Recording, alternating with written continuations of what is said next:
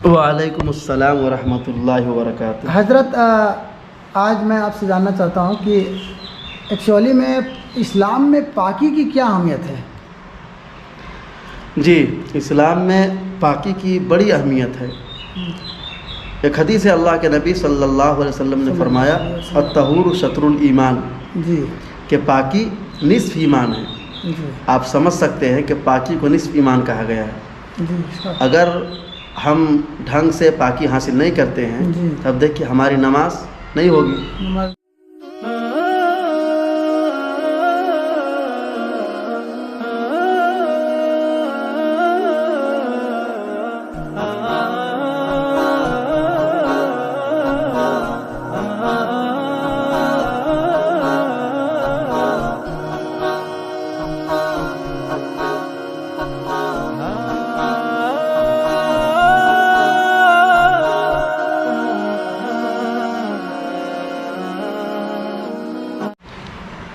جیسے کہ دوستو السلام علیکم۔ پچھلی مرتبہ جیسے مفتی صاحب سے میں ملا تو جیسے غلط مسائل پہ سب پڑے ہوئے تھے یا تو غلط طریقے سے یہ سب کی رہنمائی قربانی کو لے کے بہترین سے رہنمائی فرمائے تھے۔ تو رہنمائی جس طرح کیے تھے اس حساب سے جیسے کہ آپ لوگ ویڈیو کو دیکھا، آپ لوگ کمنٹ کر کے بتائیں بھی۔ تو میں یہ کہنا چاہتا ہوں، اگر آج پھر سے مفتی صاحب کے ساتھ میں بیٹھا ہوں میں، تو پاکی کی اہم مسئلہ کے بارے میں جان لیں کہ اسلام میں پاکی کی کیا اہمیت ہے، یا میرا پاک رہنا کتنا بڑا فضیلت ہے، اس کو جانتے ہیں۔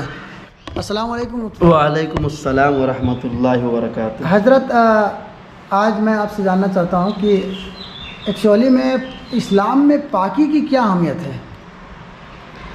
جی، اسلام میں پاکی کی بڑی اہمیت ہے۔ ایک حدیث ہے، اللہ کے نبی صلی اللہ علیہ وسلم نے فرمایا الطہور شطر الایمان، جی کہ پاکی نصف ایمان ہے۔ جی آپ سمجھ سکتے ہیں کہ پاکی کو نصف ایمان کہا گیا ہے۔ جی اگر ہم ڈھنگ سے پاکی حاصل نہیں کرتے ہیں جی تب دیکھیے ہماری نماز نہیں ہوگی۔ نماز نہیں ہوگی، ہم دیگر عبادت قرآن شریف اگر پڑھتے اس کے لیے پاکی کی ضرورت ہے۔ پاکی کی تو ضرورت یہ ہے۔ سمجھیے کہ شریعت کے جو ہمارے لیے جو عبادتیں مقرر کی گئی ہیں جی ان کا اصول تو پاکی ہی ہے۔ پاکی ہے۔ اور جب ہم پاکی پر دھیان نہیں دیں گے تو پھر جو عبادتیں اس تک ہم کیسے پہنچیں گے؟ پھر خشوع خضوع اس عبادت میں کیسے پیدا ہوگا؟ جان کیسے پیدا ہوگی عبادت میں؟ جی اور ایک مرتبہ بلکہ اللہ تبارک و تعالیٰ نے قرآن کریم کے اندر 11ویں پارے میں ایک آیت اتاری ہے جس میں ان لوگوں سے اللہ تبارک و تعالیٰ نے محبت کے اظہار فرمایا ہے جی جو لوگ استنجا کے بعد مکمل طریقے پر صفائی کرتے تھے۔ رجال یحبون ان یتطہروا واللہ یحب المطہرین۔ جی یہ اللہ تبارک و تعالیٰ نے یہ آیت اتاری ہے ان لوگوں کے بارے میں جو استنجا کے بعد پتھر کے ساتھ ساتھ پانی بھی استعمال کیا کرتے تھے، کیونکہ استنجا کرنے کے بعد پتھر سے تو پاکی حاصل ہو جاتی ہے، صفائی ہو جاتی ہے، لیکن اس کے بعد اگر پانی لے لیا جائے، پانی استعمال کیا جائے تو صفائی اور اچھے سے ہوتی ہے۔ تو اللہ کو یہ بہت پسند آیا، اس کی وجہ سے اللہ تبارک و تعالیٰ نے قرآن کریم میں ان لوگوں کی تعریف فرمائے کہ یہ لوگ ایسے لوگ رجال یحبون ان یتطہروا، ایسے لوگ ہیں جو پاک رہنے کو پسند کرتے ہیں، واللہ یحب المطہرین، اور اللہ تبارک و تعالیٰ پاک رہنے والے کو پسند فرماتے ہیں۔ تو پاکی کی یہ اہمیت ہے۔ آپ نے حدیث بھی سنی الطہور شطر الایمان، اور قرآن کریم کی آیت بھی آپ کے سامنے آ گئی، اور آپ یوں ہی اپنے اس سے اندازہ لگا سکتے ہیں کہ کون سی عبادت ہے جو بغیر پاکی کا حاصل ہو سکتی ہو۔ نماز اگر ہمیں ادا کرنی ہو جو محتم بالشان عبادت ہے اس کے لیے پاکی ضروری ہے۔ اگر ہمیں قرآن کی تلاوت کرنی ہے اس کے لیے پاکی ضروری ہے۔ تو جو اہم عبادتیں ہیں ان کے لیے پاک رہنا، یا ایسے بھی پاکی انسان جب پاک رہتا ہے تو اس کا ذہن و دماغ بھی اسی اعتبار سے کام کرتا ہے، اور انسان جس قدر۔ حضرت میرا آپ سے سوال یہ تھا کہ جن کو غسل کا فرائض بھی معلوم نہیں ہے ان کے لیے کیا رہنمائی؟ یہ تو انتہائی افسوس کی بات ہے کہ ہم اپنا نام یا اپنا شمار یہ مسلمانوں میں کراتے ہیں اور ہمیں غسل کے فرائض پتہ نہیں ہیں، تو پھر اس کے آگے کیا بات ہو سکتی ہے؟ یہ انتہائی افسوس کا مقام ہے سیکھنے کے کہ ہم پیدا ہوئے ہیں مسلمان گھرانے میں، ہمارا معاشرہ مسلمان، اور ہمارا محلہ، ہماری پوری سوسائٹی ہم اس ماحول میں رہ رہے، اس کے باوجود اگر ہم غسل کے فرائض اور وضو کے فرائض اگر نہیں جان رہے تو نہایت افسوس کی بات ہے۔ اب ہمیں کم سے کم اب سیکھنے کی ضرورت ہے کہ اب سیکھ لے اگر ہم نہیں جانتے ہیں تو۔ ایسے بالکل نہیں شرمانا چاہیے، بلکہ ہم اگر یہ کہنا چاہیں تو مبالغہ نہ ہوگا کہ ہمارے شوکت بھائی کم ایمان والے جس چینل سے ابھی میں آپ کے سامنے آیا ہوں، اس چینل کا مقصد ہی یہی ہے کہ لوگوں تک جا کر کے دین کو پھیلایا جائے کسی نہ کسی طریقے سے۔ آپ نے اسی چینل سے متعدد ویڈیوز دیکھے ہوں گے جس میں لوگوں سے شوکت بھائی پوچھتے ہوئے نظر آ رہے ہوں گے پاکی کس طرح حاصل کی جاتی ہے، غسل کے فرائض کیا ہے، تاکہ لوگوں میں احساس پیدا ہو اور پھر لوگوں کے اندر سیکھنے کا جذبہ پیدا ہو، لوگ سیکھنے پر آئیں۔ اور جب تک ہم نہیں سیکھیں گے اور نہیں جانیں گے تو پھر ہم شریعت کے اصول پر یا شریعت کے ہم مسائل پر کیسے عمل کر سکتے ہیں؟ اب ہمیں غسل کے فرائض پتہ نہیں تو بس اتنا ہی کہا جا سکتا ہے کہ ابھی بھی وقت ہے، ہمیں سیکھ لینا چاہیے۔ اور اپنے قریبی امام سے بھی پوچھ کے کم سے کم سیکھا ہے کہ ہر محلے میں امام ہوتے ہیں، ہر محلے میں اب تو علماء کی بہتات ہے الحمدللہ۔ تو اور خاص طور سے چھوٹے چھوٹے مسائل تو آپ کے مکتب میں پڑھنے والے بچے بچیاں، مدارس میں پڑھنے والے حفاظ کرام، ہر کوئی، بلکہ آج کل تو الحمدللہ تبلیغی جماعت کی برکت سے دینی فضا اتنی عام ہو چکی ہے کہ آپ کو ہر ایک جو شخص تبلیغ میں وقت لگایا ہوا ہوگا تو غسل کے فرائض، وضو کے فرائض تو ان کے نزدیک کوئی بہت بڑی بات ہے نہیں، آپ آرام سے ان سے سیکھ سکتے، لیکن شرط یہ ہے کہ سیکھنے کا جذبہ ہونا چاہیے اور شوق ہونا چاہیے۔ شوق اور جذبہ نہیں تو جس طرح سے آپ نے 50 سال 60 سال کی زندگی 40 سال کی زندگی گزار دی بغیر ایسے صرف صابن توڑیا کرتے ہوئے، تو اب بھی کہیں ہماری زندگی ایسی نہ گزر جائے۔ اس لیے کم سے کم جو لوگ نہیں جانتے ہوں تو وہ ضرور سیکھیں اور سیکھنے کی کوشش کریں۔ جیسے میں ایک بات آپ سے پوچھنا چاہتا ہوں کہ جو نہیں پوچھتے ہیں اور جو نہیں سیکھنے کی عادی ہے اس کے لیے کیا وعید ہے حضرت؟ فاسألوا اہل الذکر ان کنتم لا تعلمون، یہ قرآن کریم کی آیت ہے۔ اللہ تبارک و تعالیٰ نے فرمایا کہ تم سوال کرو، پوچھو علم والوں سے اگر تم نہیں جانتے۔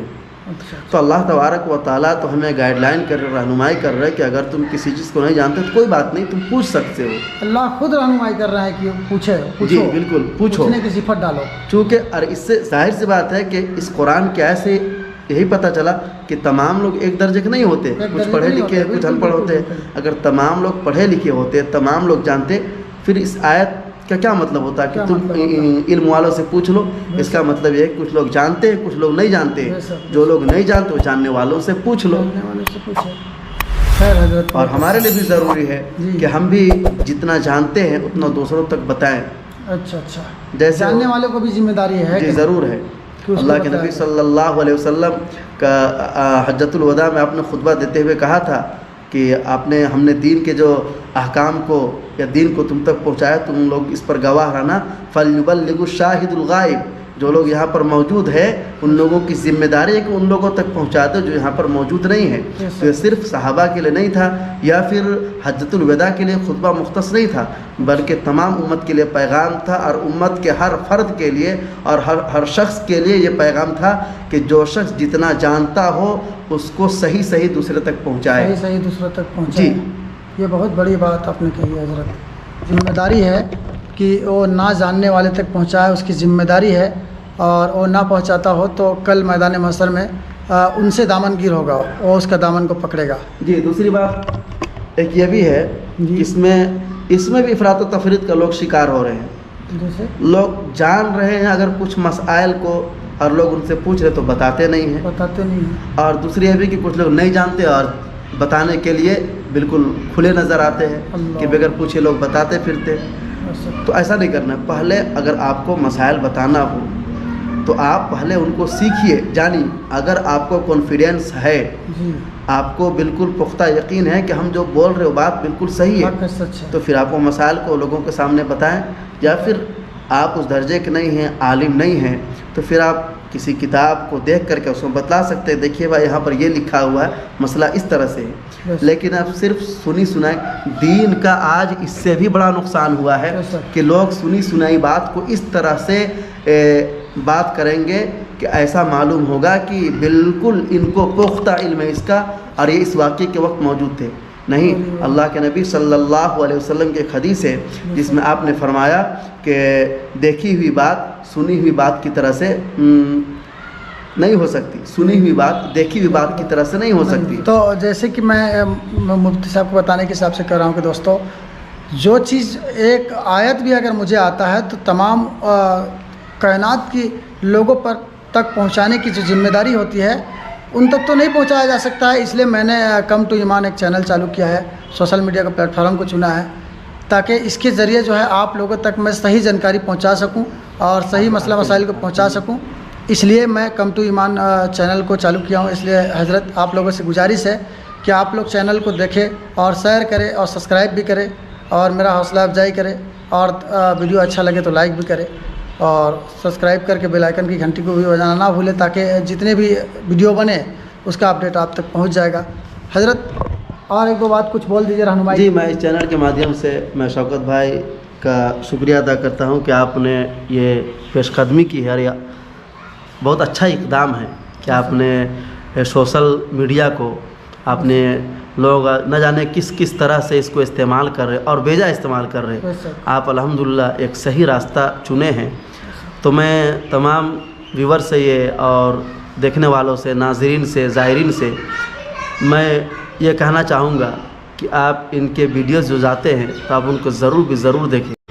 ان میں آپ کو کوئی آلتو فالتو کی چیزیں نظر نہیں آئیں گی، آپ کو جو بھی چیزیں ملیں گی انشاءاللہ کام کی چیزیں نظر آئیں گی، اور اس سے آپ کا بالکل فائدہ ہوگا اور بہت فائدہ ہوگا، جو آخرت میں کام آنے والا۔ جی، آپ بہت سارے ویڈیوز دیکھتے ہوں گے، بہت سارے چینلز آپ نے دیکھے ہوں گے جس میں آپ کو مل جائیں گے ناچ گانے یا گانا قوالی اور بہت سارے خرافات، لیکن آپ اس چینل میں ایسی چیز نہیں دیکھیں گے۔ آپ کو وہی چیز دکھایا جاتا ہے جس کو آپ کی ضرورت ہوتی ہے، عوام کو جس چیز کی ضرورت ہوتی ہے۔ اس میں الحمدللہ شوکت بھائی کی جو سوچ ہے اور کم ٹو ایمان چینل کا کی جو سوچ ہے کہ امت تک کسی نہ کسی طریقے سے دین پھیلے اور دین پھیلانے میں ہمارا بھی کچھ حصہ ہو، یہ سمجھ کر کے اس چینل کو شروع کیا گیا ہے۔